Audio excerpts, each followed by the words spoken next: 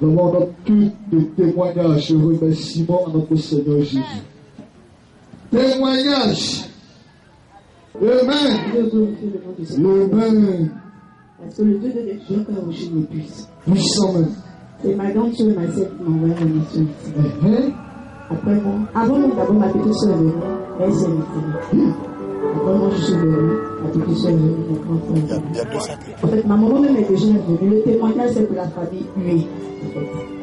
Parce que au travers de cette mission, le Dieu de Joker Rochelle prend le travail. Amen. Je veux simplement dire merci pour la joie qu'il met dans le cœur des gens. C'est juste pour ça. Amen. Voilà que allez, c'est la fin du monde. Après-parler. Allez, va, rapidement. Mon témoignage est grand. Vous savez, ma fille que j'ai attrapée là, oui. Elle a été positivée par pasteur missionnaire Pascal. Missionnaire Pascal. Oui, il avait dit d'ici 3 mois, une fille sera enceinte. Une fille. Je ne savais pas que c'était moi, en fait. Mais après 3 mois, voilà que j'étais enceinte. Je ne savais pas que c'était une fille. Et comme le missionnaire Pascal a dit, c'est pour ça que c'est devenu que le ventre, on devait l'enlever, tout ça par rapport au. Je ne sais pas. Mais j'ai résisté et j'ai dit pourquoi lever le ventre. Après 9 mois, je suis pour mon accouchement à l'hôpital, c'était un peu difficile. Ils ont même dit qu'ils allaient m'opérer parce que l'oncle était très grosse. Et par le canal de mondial évangélico, les missionnaires, tout le monde, les fidèles, ont prié pour moi. Le jour, à l'instant même où le docteur est venu me prendre pour aller me faire opérer. Oui, il a oublié une chose à la maison et lorsqu'il est parti, il m'a appelé pour lui dire que j'ai accouché. Est-ce que tu peux te donner de l'image ici, papa?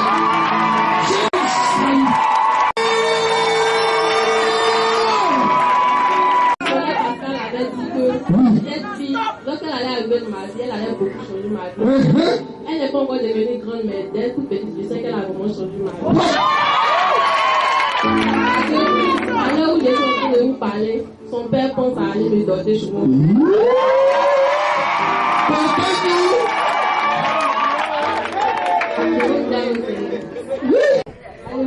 Amen. Je voudrais témoigner de la puissance et de l'autorité que le Saint-Esprit nous donne. Le 17 octobre dernier, c'était un samedi, mon fils avait un cours de renfort. Il est parti comme tous les samedis à 7 h. Il est rentré vers 13 h, très malade. Je n'ai rien compris. Il me dit, maman, j'ai très mal à la tête. Tellement mal à la tête que je ne tiens plus sur mes jambes. Est-ce que je peux venir me coucher auprès de toi? Parce que je faisais déjà la sieste. Il dit, bon, d'accord, viens te coucher. Dès qu'il s'est étendu, inspiré par le Saint-Esprit, je lui ai imposé les mains. J'ai dit comme ça cette prière. Saint-Esprit, qu'est-ce qui se passe? Mon fils allait si bien ce matin. Comment sa santé peut se dégrader aussi rapidement? Vraiment, il faut intervenir parce que là, je n'ai pas besoin. Et j'ai dit, tu as dit dans ta parole que si nous t'acceptons, que si nous t'acceptons, nous devenons tes enfants. Et que quel que soit le breuvage mortel que nous allons prendre, cela ne nous fera aucun mal. Saint-Esprit, si mon enfant a mangé quelque chose, et que si c'est ça qui le fatigue, qu'il rende maintenant au nom de Jésus. Amen. Et j'ai terminé comme ça la prière, je suis revenue au salon. 2 minutes après, il m'appelle. Maman, j'ai dit que c'était la catastrophe. Parce qu'il faut le dire, il y a 2 ans avant, c'était le 18 octobre, que j'ai perdu un fils. Donc j'avais très peur. Quand il a crié maman, je ne savais pas. Je ne pouvais même plus, j'ai couru dans la chambre. Il a vomi. Oh Seigneur, c'est pas possible. Il a rendu.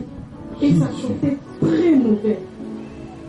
Je ne sais pas si quand on rentre comme ça sent mauvais, mais ça sentait très mauvais. Et contrairement à 2 ans où j'avais très peur, je chantais quand je ramassais. Je disais merci à Dieu. Et que s'il y a encore qu'il fasse que tout cela sorte. Donc je n'ai pas fini de le ramasser. Il s'est relevé. Aussitôt, il a rendu. C'était la nourriture et après c'était vraiment de l'eau, etc. Et puis bon, merci Seigneur, c'est fini. Il dit, maman, il faut qu'on parte à l'hôpital. Tout le monde ne va pas. Lui-même, il avait peur. Il faut qu'on parte à l'hôpital. Il dit, si c'est moi, je sais qu'il y a rien. Vomi, il y a comme tu es petit, c'est pas grave, on va aller à l'hôpital. Je lui ai demandé de s'habiller pour ne faire pas se tenir debout. Je l'ai habillé. Je l'ai plus ou moins porté jusqu'au taxi. Et c'est en route, quand on était dans le taxi, que j'ai appelé le missionnaire pour lui dire vraiment, ça va pas, mon fils est malade. Il me soutient en prière. Et là, je vais à la clinique. On est arrivé aux urgences pédiatriques. Vraiment. Le pédiatre n'a rien vu. Il a examiné, il dit l'enfant va bien. Aussitôt, il s'est relevé du lit, on l'examinait et mon enfant se portait bien. Il a demandé à boire une sucrerie, on lui a donné des bonbons. L'ordonnance qu'on nous a donnée, même je n'ai pas payé jusqu'au lundi. Puisque c'était un week-end, les pharmacies dégagent, ne prenaient pas notre bon, c'est le lundi midi. Et donc c'est le mardi qu'il a commencé le traitement. Et le médecin dit, comme il n'a rien, elle va le mettre quand même sur un traitement anti-palu. Vraiment, je voudrais témoigner de la puissance du Saint-Esprit et rendre toute la gloire à Dieu. Merci. Le dimanche passé, si vous vous souvenez, le missionnaire Ago a dit qu'il y avait quelqu'un qui avait besoin de 500 000 avant la fin du mois d'octobre. 500 000. Amen.